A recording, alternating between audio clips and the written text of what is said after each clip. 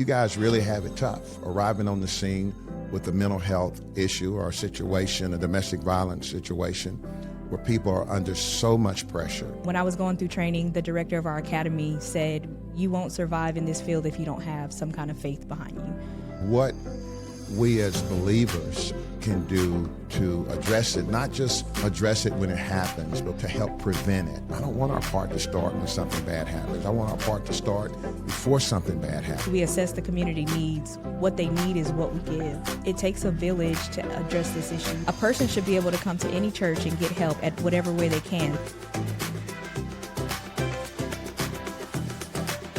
Hey, today on Show Up, I've got Sergeant Leary here with Caddo Parish Sheriff Department, and we're excited about her being here. We wanted to talk about domestic violence and how the spiritual community can lend itself to law enforcement to make sure that we create a community that's safe for everybody.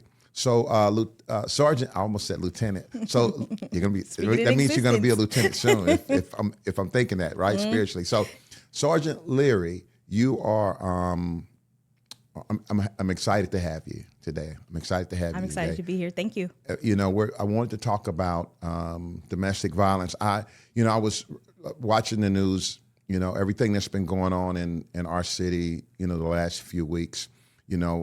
We're all conscious and aware of domestic violence, and we're also conscious and aware of what law enforcement is doing right now. You guys have always, in my opinion, working real close with law enforcement. That you guys have always, done a great job with it. But it looks like you're doing more now. There's more that's going on now. Can you kind of share with us what's going on? Yes. So I just want to start off. Just like you said, my name is Sergeant Leary. I work with the Caddo Parish Sheriff's Office, and the division I work in is Community Relations and Crime Prevention. What that is we create programs, we educate the community about really any topic. It covers domestic violence, drug overdose, suicide awareness. So really we assess the community needs. What they need is what we give. Okay. So it's constantly growing. Constantly growing. Mm-hmm. So the last few weeks, we see a great need. We've always seen a need for domestic violence education and domestic violence prevention. Am I saying the right words when I say domestic violence prevention? Yeah, prevention, awareness. Awareness, yeah. And so your department, Sheriff Whitehorn, and your administration is doing what now in reference to domestic violence? So about a month ago, we opened up a domestic violence task force. We have a coordinator who intakes our victims. We have a victim advocate who directs victims to their resources. We also have legal personnel on site. So we have a task force, and we're just here ready to work for any situation that comes in through our office. Yeah. So from your perspective, why is it important to address domestic violence beyond the legal matter, When it comes to law enforcement, we definitely are there and we intervene immediately. But when it comes to domestic violence, there's just so much more. It goes beyond, it goes deeper than that moment. These are things that build up over time. There's so much included, there's emotional trauma. Right. There's finances, there's children involved. So it takes a village to address this issue. So we're there to intervene, which is why we also have resources. We know that there's professionals out there that go beyond what we do, and it's definitely needed in a domestic violence situation. Absolutely. And, and that was the reason when I was thinking about this next podcast, I was thinking about, of course, the situation, the loss of the lives that we had in our city, the 8 babies that lost their life. I was thinking about them, and I was just thinking about the whole landscape of domestic violence, not just in our city, but in the nation. Mm-hmm. And what we as believers can do to address it, not just address it when it happens, but what can we do to help prevent it? I believe that, like you mentioned, it takes a village to raise a child, that it takes the spiritual, the church, and everybody involved to make sure that we address whatever concerns or pressures that individuals have that would be involved in domestic violence or families that find themselves in those situations, or even, and I'm trying not to tiptoe around it too much, because this is a really, I was thinking about this driving over, so I don't want to, this podcast is about the body of believers showing up, and how do we show up and fill the gap, stand in the gap for families and individuals, and how do we assist law enforcement and the courts to make sure that in the community we are at least doing our part, and our part is not always, sometimes our part seems like it don't start until something bad happens, and I don't want our part to start when something bad happens. I want our part to start before something bad happens. I want our part to be preventative, our part to be spiritually educational. People need to, I'm getting in my soapbox now, people need help. They need mental help. They need spiritual help. They need a foundation in with Christ Jesus is my belief that the foundation with Christ Jesus is the answer. But we know that everyone, a lot of people don't have a relationship with Jesus Christ, yet it's still the church responsibility to pray for everyone, to intercede for everyone. We don't have to worry about who has a relationship, who doesn't have a relationship. It's our job to go to battle and to go to war, for the citizens of our city and the citizens of our nation, in reference to prayer. How can we, as a body of believers, assist law enforcement? Yeah, so first I want to say that we're really excited in law enforcement that there has been more churches that want to get involved. And it's perfect for a hub of resources. There's so many ways a church can be involved. One of them is just training alone. So training those spiritual leaders to identify early warning signs is one. Learning how to address the situation and find the resources, attack the issue. Being a hub, there's so many different conferences we've been to, meetings we've been to, and a common question people have in the church and at schools, they're saying, we want a one-stop shop, but a one-stop shop is not going to just be, it's great, right? But we need more than a one-stop shop. If law enforcement has a hub of resources there, we want to be able to come to Abounding Grace and have the same exact resources, which I did bring some of the resources that we have in our office. In every church, it should be understood. It doesn't have to be a specific church. A person should be able to come to any church and get help at whatever way they can. So every minister and pastor should be knocking on our door saying, give me the resources you have, because everyone is not going to feel comfortable coming to a law enforcement agent, especially in this uniform. Everyone doesn't always trust us. We have to build that trust. That's right. And in the church, you guys will see, I'm also a believer. So in the church, you guys will see the early struggles before law enforcement. Right. So intervening early, making that connection and providing any resources is very important in the families. Sorry, I don't mean to interrupt, but I also wanted to clarify, just for those who don't know, but domestic violence is not only, intimate partner. It could be immediate family members too. Okay. So it's family in the home. It's not just dating, and whatever that looks like. We're seeing a lot of that. Mm-hmm. I mean, we're seeing a lot of it. And, I talked about it on a post a few weeks ago that we're seeing a lot of fighting. We're seeing a lot of, and I don't know if it's because, if it's always been going on, I'm assuming it has. And just now on social media, we're just seeing it all the time. And I'm sure it's just a small part of society carved out that we're seeing. But how do we identify when a family in our ministry is going through something? What are some of those signs that we can look for? So a big one is isolation, for one. Behavior changes. Unfortunately, it's not always obvious, right? And victims look different. A lot of people say a victim is going to look a certain way, but a victim could be very well a well-driven career person who has a smile on their face, and they just want to hide it because of embarrassment. But when you have someone that controls the finances, maybe you notice there's a control in finances. Maybe they take telephone away or isolate them from family and friends, control their choices. A lot of times the victims will make excuses for the abusers on behavior that we know is wrong, and they actually think it's okay. It's called a trauma bond, emotional bond. The victim will think it's okay sometimes. So there are some identifiers. There's so many.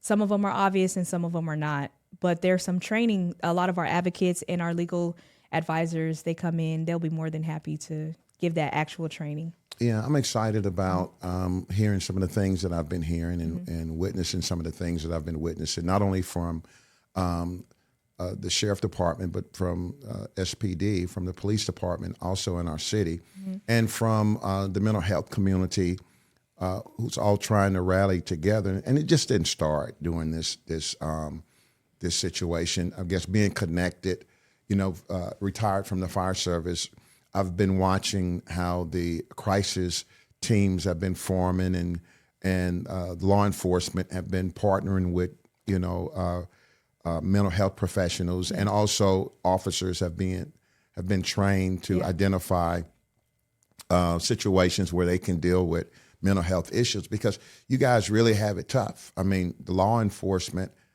have it tough arriving on the scene with a mental health issue or a situation, a domestic violence situation, where people are under so much pressure and their feelings and emotions are so involved in that moment and that time, and you guys really having to do a job to bring it under control. So our hats are off to you, and our prayers are absolutely for you. I've been praying about, just Lord, how do we insert ourselves as the body of believers, as the church? And I know we can do it inside of our building, but that's not where the battle is. I mean, it's a part of it, but it's not where we really need to be focusing. I believe our prayers should be focused everywhere, and opportunities to pray should be focused everywhere. So other than what we've discussed, how do you see, Sergeant Leary, how do you see the church, the community, law enforcement, mental health professionals, how do you see all of us coexisting and working together to create a better atmosphere for people to come and share with us when they're in trouble, or even for the person who may be that person that loses it for a moment? How do we help? Well, when you say lose it, you mean as far as like emotion in that moment? Yeah, okay. I know that's not a really good term, lose it, but yeah. And make poor choices, maybe. Make poor I got choices. you. Okay. Thank you for clarifying. Well, I that. just want to make sure. So, first off, partnerships are going to be the strongest thing for a safety plan. Yeah. So, again, a church must get to work and find where the resources are. That means mental health counselors. That means shelters. That means agencies that do help, like Project Celebration or the Family Justice Center. So the partnerships. Now, we may not be the professionals exactly, law enforcement, in the counseling and this and that. However, we can direct them. If we know a church like Abounding Grace gives women who are in a domestic violence situation shoes and clothes, then we're going to reference them to the church, the hours, who you can contact. We keep record of that stuff. And hopefully in a situation that you all may not be able to handle, like immediate threat, then hey, not only do I know 911, but we also know Sergeant Leary, our domestic advocate in this department, and the person over at SPD, and just resources. So just coming together. And like I said, there's not necessarily a one-stop shop, because someone in Vivian or Belcher may not be able to travel to South Shreveport or, so there should be hubs everywhere with multiple information. It's ultimately about the person. It's not about the agency or, who's who. It's about the person who needs help. Hi, I'm Sergeant Felisa Leary. I'm with Community Relations and Crime Prevention with the Caddo Parish Sheriff's Office, and we want to invite you out for Coffee with the Cop May 18 at Safety Town, 8910 Joella Avenue. From 9 to 12, we'll be having free coffee. We'll have resources like counselors and cops like me there drinking free coffee and having conversation. It's a mental health awareness month, and we just want to invite the public out to come out on a lunch break, stop by, look at the resources we have for your mental health, and really just have a conversation. But we want to invite you to come out and join us. So how do officers deal with their mental health when they encounter situations that really pull on their heartstrings? Yeah, so this is one of the most difficult parts of our career. There's not very many people that feel comfortable coming forward. So our job, they do provide as many resources as possible. When I was going through training, the director of our academy said, you won't survive in this field if you don't have some kind of faith behind you. So I remember going through the academy, and I actually got saved during the academy. Wow. So I have a date, September 18th, 2011, I was going through the academy. Outside of that, we do provide mental health resources. We have a crisis intervention team. We recently adopted, there's an app called Cortical, and I like to use this app. They have videos on there. They have resources, a counseling center, which I like the counseling center. They're very nice over there. Okay. And we have deputies that are a part of the intervention team, and their phone numbers, you can scroll down and call them. So there are things that we can do, people we can talk to. We're allowed time off as well. But everyone's different. Some people don't want to address their issue, but we have people that encourage them. You'll have supervisors who are part of that crisis intervention. When they notice, they'll pull you aside and they'll say, hey, you do know we have these resources available. Yeah. So do you guys see, and you said in 2011, you came on 2011, there's an obvious shift in domestic violence from 2011 to now, or in violence, crime against, person. Is there, or does it just appear to be a shift because we're seeing so much of it on social media? And I don't have that exact answer. However, because I was not raised here, when I moved here from California, I noticed the high rate in the domestic, more than what I was used to where I was raised. I would come from a small town. So I feel like it was high then. I do believe that it's being addressed more. I believe that prevention and education and awareness is allowing people to report more. So that's why we may be seeing it a little bit more. But we have to just continue to work in the community so that this issue is being attacked. Absolutely. Absolutely. Well, I want to thank you for being a part of Show Up. And you brought some stuff. Can you share it with us? Yeah, sure. Yeah. So in our office, Domestic Violence Task Force, first of all, if anyone out there is going through an abusive situation, us at the Caddo Parish Sheriff's Office, we want you all to know that it's not okay to stay in a situation like that. It's not okay to suffer in silence.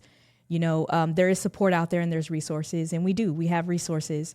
If you're in an immediate danger situation, call 911. If you don't know, call 911. Right. Our number is 318-681-0869, and that's our domestic violence intake coordinator. From there, she can direct that person on whatever resources they may need. When you come into our office, we do have pamphlets and flyers from different partnerships. We have, and there's some little codes and stuff on here to kind of identify. So this one is the Family Justice Center. It has the levels of abuse here, what to do, and you have English and Spanish. We work very close with the DA's office. Okay. So they have an advocate as well. They use their resources. We pretty much partner and use a lot of the same people. Okay. Volunteers for Youth Justice. And a lot of these places, they service Caddo Parish, Bossier Parish, Soda Parish, so it's the surrounding areas. We have a Children for Family Center. This one is the Harbor on Knight Street. The Harbor has a lot of resources overall. I have a list. We have Project Celebration. So you've got a lot of resources. So when situations happen, it sometimes appear that we don't have any resources. Yes.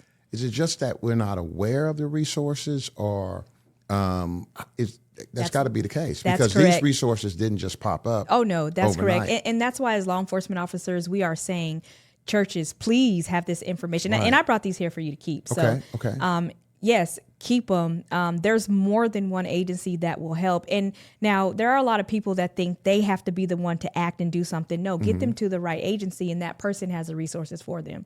So again, a law enforcement agency, the DA's office. So 911, 211 for national, just there's so many, but just the education part is going to be huge in churches and schools and colleges. And we're trying our best to go around and educate colleges, students, even, elementary kids. There's a way to teach everyone about domestic violence at the appropriate level. Okay. We may call it different when we're in the elementary schools. Keep your hands and feet to yourself. We start small and build from there.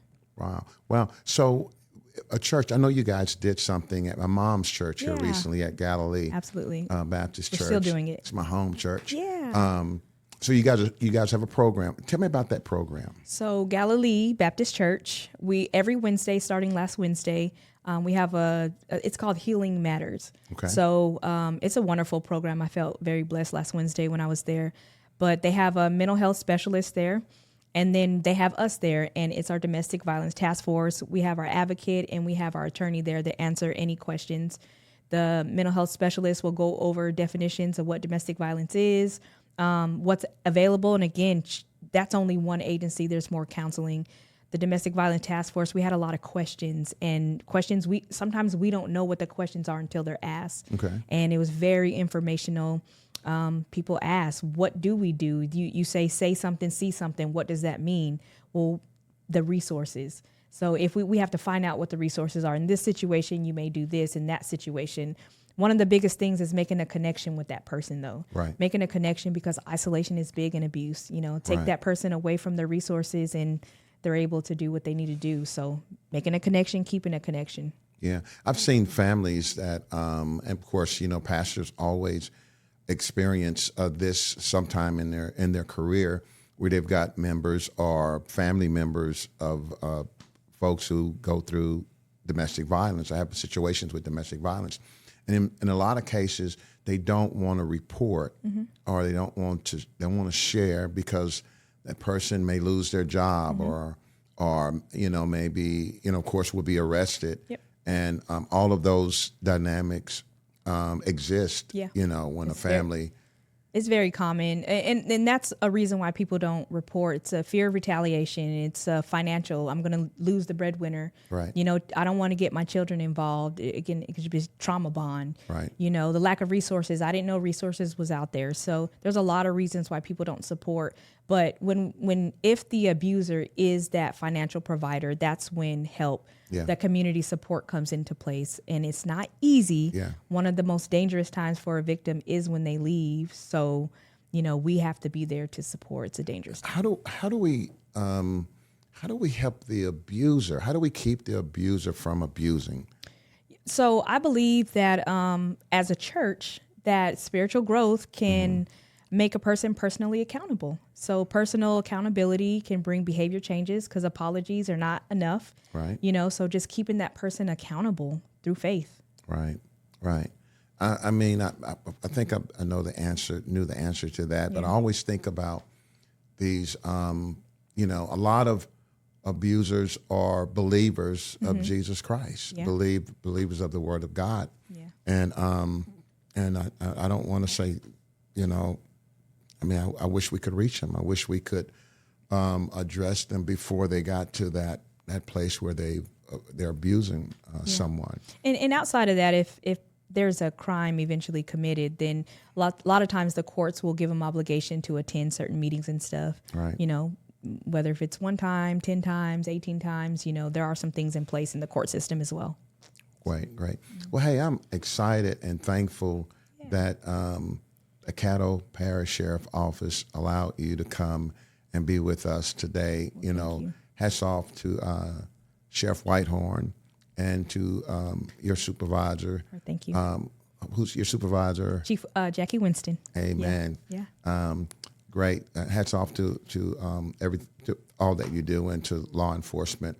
You guys are doing a great job, and Thank we you. certainly appreciate what you. you're doing, and certainly appreciate the protection that law enforcement provides for us. We know that you guys cannot be everywhere all the time, but I'm thankful for what I am seeing in our city with the police, the sheriff, and the marshal's office, and the DA's office working together. Yeah.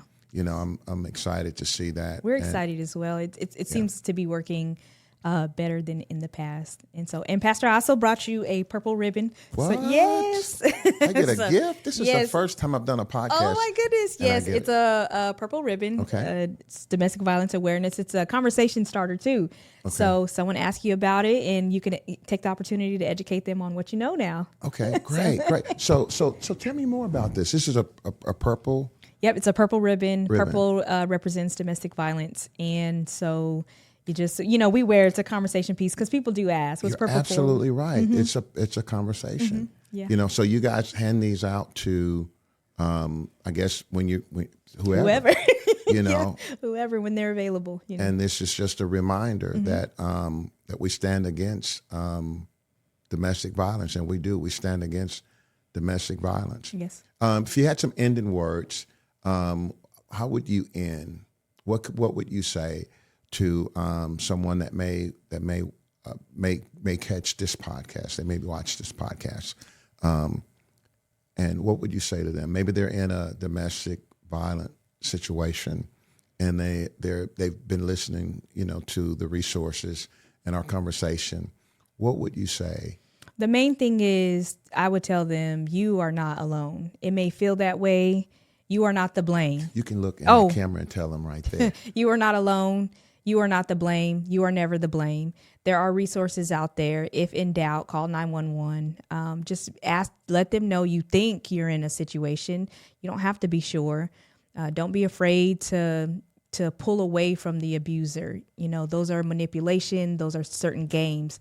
So we want to connect with you. We want to support you. We don't want you to be alone out there. The situation can and will get worse if you don't reach out for help. And what if they're in another city or state? What do you say? Yeah, reach out to your local law enforcement agency.